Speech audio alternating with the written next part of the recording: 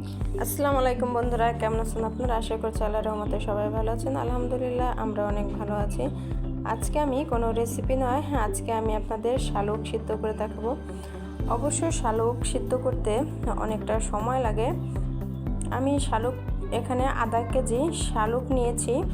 আপনাদের এলাকায় এটাকে কি বলে একটু বলে দেবেন। এটা হচ্ছে শাপলা।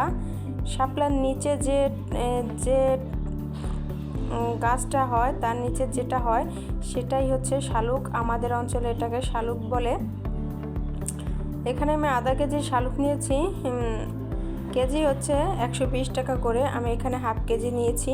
শালুকগুলোকে আমি কয়েকবার ভালোভাবে ধুয়ে পরিষ্কার করে আমি প্রেসার কুকারে দিয়ে দিলাম। প্রেসার কুকারে দিয়ে আমি এখন 3টা সিটি দিয়ে নামিয়ে নেব। আমরা যখন ছোট ছিলাম আমাদের বাড়ির সামনে কিন্তু জমিতে এই শাপলা হতো। শাপলার নিচেই দেখা যেত কি বন্যার সময় কিংবা বন্যা চলে যাওয়ার পরে শাপলার গোড়া থেকে এই শালুকটা আমরা তুলে নিতাম আর চুলায় সিদ্ধ করে খেতাম। আর এখন শহরে তো মনে করেন সিলিন্ডার গ্যাসে আমাদের সিদ্ধ করতে অনেকটা সময় লেগে যাবে, তাই গ্যাস বাঁচানোর জন্যই আমি প্রেসার কুকারে বসিয়ে দিয়েছি। আমি শালুকটাকে 3টা সিটি দিয়ে দমে রেখে দেব। আমি কিন্তু 7 থেকে 8 বছর পরে শালুকটা খেলাম।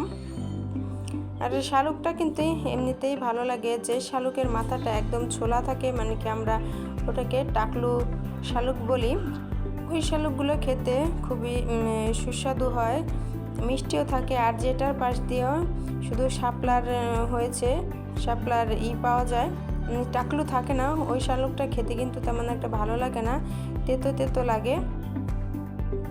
আর শালুক পুড়িয়েও খাওয়া যায়। দেখা যায় কি মাটির চুলার মধ্যে দিয়ে পুড়িয়ে নেওয়া যায়। শালুক কিন্তু একটু লবণ দিয়েই খেলে বেশি ভালো লাগে। দেখুন আমার শালুক সিদ্ধটা হয়ে গিয়েছে। আমি এখান থেকে একটা শালুক উঠিয়ে একটু দেখে নেব যে কেমন সিদ্ধ হয়েছে। অবশ্যই সিদ্ধ হয়ে গিয়েছে। দেখুন আমি শালুক পানি সহ নিয়েছিলাম আর পানিটা আমি ফেলে দিয়েছি। এখন শালুকটা আমি একটা একটা করে বেছে খেয়ে নেব। বন্ধুরা, আপনারা হয়তো ভাবতে পারেন যে আমি কেন শালুকের ভিডিওটি দিলাম।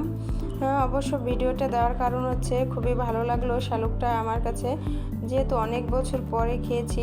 আর ছোটোবেলায় কিন্তু এই শাপলা শালুক এগুলাই কিন্তু বাড়ির সামনে জমিতে যখন হতো তখন কিন্তু দেখা যেত কি আমরা নৌকা করে কিংবা ডোঙ্গায় করে এই শাপলা উঠিয়ে নিতাম।